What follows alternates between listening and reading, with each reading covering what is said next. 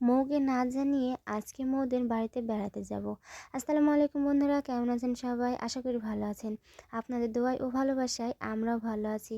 তো আজকে আমি ননদের বাড়িতে বেড়াতে যাব, আর যেহেতু শীতের সময় সেহেতু পিঠা না নিয়ে গেলে হয়, সেজন্য আমি আজকে সকাল সকাল ঘুম থেকে উঠে এই তো পিঠা বানাতে চলে এসেছি।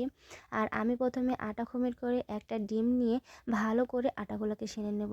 আর এইভাবে গোল গোল করে পাকিয়ে নিয়ে এই তো এই মেশিনটার সাহায্যে আমি এই পিঠাগুলো বানিয়ে নিচ্ছি। এই পিঠাগুলোর নাম হচ্ছে বিস্কুট পিঠা। অনেকে হয়তো ফুল পিঠাও বলে থাকেন, কিন্তু আমাদের এই এলাকাতে এগুলো বিস্কুট পিঠার নামে পরিচিত। আপনারা কে কী নামে মানে বলে থাকেন তা অবশ্যই কমেন্টে জানাবেন।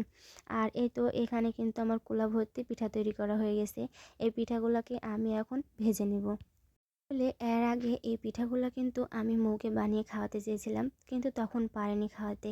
তাই ভাবলাম আজ যেহেতু ওর বাড়িতে বেড়াতে যাচ্ছি, সেহেতু ওর পছন্দের পিঠাগুলো আমি বানিয়ে নিয়ে যাই। মৌ কিন্তু এই পিঠাটা খেতে অনেক পছন্দ করে।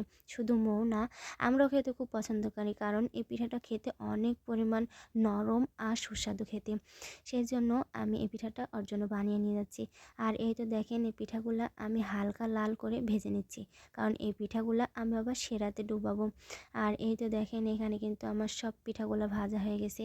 আর পিঠা ভাজার পরে পিঠাগুলোর কালার কিন্তু মাশাআল্লাহ অনেক সুন্দর এসেছে। আর আপনাদের সামনে আমি কিন্তু সেরার তৈরি করাটা দেখাতে পারিনি। আর এই তো এখানে আমার সম্পূর্ণ পিঠা তৈরি হয়ে গেছে। আমি মৌদের বাড়ি নিয়ে যাওয়ার জন্য সব বাটিতে তুলে নিয়েছি। এই তো এখানে আমি আর আমার মেয়ে রেডি হয়ে চলে যাচ্ছি মৌদের বাড়িতে। মৌ জানেই না আমি ওর বাড়িতে বেড়াতে যাচ্ছি। আসলে ওকে আমি জানাইনি। আমি ওর বাড়িতে ঢুকতেই দেখছি মিষ্টি বুড়ি বাইরে, সেজন্য ওকে বাইরেই কোলে নিয়ে ওকে বাড়িতে ঢুকছি। আর আমি কিন্তু আজকে মৌয়ের বাড়ি তৈরি করার পর আজকে প্রথমবার এসছি। সেজন্য মৌ আমাকে তার বাড়িটা সুন্দরভাবে ঘুরিয়ে ঘুরিয়ে দেখাচ্ছে। কারণ আমি যেহেতু আজকে প্রথম এসছি, ও আমাকে দেখাচ্ছে কোনটা রান্নাঘর, কোনটা ড্রয়িং রুম, এগুলো সব কিন্তু আমাকে ঘুরে ঘুরে দেখাচ্ছে। মাশাআল্লাহ অনেক সুন্দর। আমি দোয়া করি ওদের জন্য, কারণ ওরা খুব অল্প বয়সে এই দায়িত্বগুলো পালন করছে। আসলে প্রতিটা মেয়েরই স্বপ্ন থাকে একটা ভালো বর, একটা ভালো ঘর, একটা সন্তান।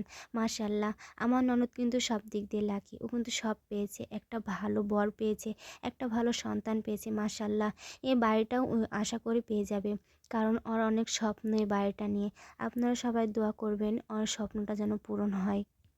মৌ আর মতিউরের অনেক পরিশ্রমের টাকা দিয়ে কিন্তু এই বাড়িটা তৈরি হচ্ছে।